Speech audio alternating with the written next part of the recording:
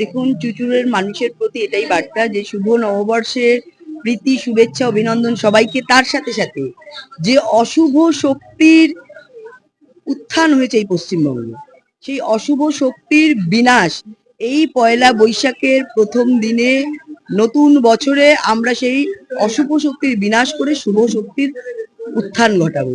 এটাই আমার চুঁচুড়াবাসীর কাছে এবং পশ্চিমবঙ্গের সমস্ত মানুষের কাছে আহ্বান। 2026 শুভ শক্তির উত্থান এবং অশুভ শক্তির নিধন, এটাই আমাদের বার্তা মানুষের কাছে।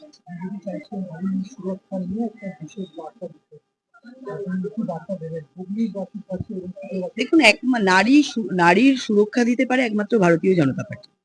কারণ আমরা বিভিন্ন রাজ্যে যে এই ভারতীয় জনতা পার্টি এসেছে, সেক্ষেত্রে মহিলাদের ভোটে যোগদান একের পর এক বেড়ে চলেছে। কারণ মহিলারা বিজেপির ওপর ভরসা রাখছে, সেটা ৩ তালাক বলুন, কিংবা নারী বন্ধন অধিনিয়ম, কিংবা বিভিন্ন ভাবে মহিলাদের প্রসূতিকালীন ভাতা থেকে শুরু করে বিভিন্ন স্বচ্ছ ভারত অভিযানের মাধ্যমে টয়লেট থেকে শুরু করে বিভিন্ন ক্ষেত্রে মহিলাদের যে এগিয়ে নিয়ে যাওয়ার ক্ষেত্রে, এবং আমাদের যে ম্যানিফেস্টো রয়েছে তাতে মহিলাদের কর্মসংস্থানে 33% আরক্ষণ, মহিলাদের ৩,০০০ টাকা করে তাদের ভাত মানে অন্নপূর্ণা যোজনা, বা আমরা যুবতীদের ক্ষেত্রেও যারা চাকরি পাচ্ছে না তাদের ক্ষেত্রে ৩,০০০ টাকা করে দেওয়া, ১ কোটি যুবকদের বা যুবতীদের কর্মসংস্থান বিভিন্ন ক্ষেত্রে, এবং বিভিন্ন থানায় থানায় যে দুর্গা স্কোয়ার তৈরি করা।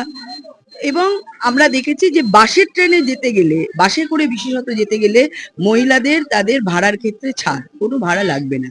তো বিভিন্ন ক্ষেত্রে বিজেপি এলে মহিলাদের জন্য কি কি করবে আমরা দেখেছি, অন্যান্য রাজ্যেও দেখেছি, এবং এ রাজ্যেও আমাদের যে প্রতিজ্ঞাপত্র রয়েছে তাতে মহিলাদের পাশেই আমরা রয়েছি, এবং মহিলাদের এগিয়ে নেওয়ার জন্য এবং পরিকাঠামোর ক্ষেত্রে, মানোন্নয়নের ক্ষেত্রে যে স্টেপ বিজেপি নিচ্ছে বা আগামী দিনে নিয়েছে, বিগত দিনে নিয়েছে, সেক্ষেত্রে মহিলাদের সুরক্ষা একমাত্র ভারতীয় জনতা পার্টি দিতে পারে।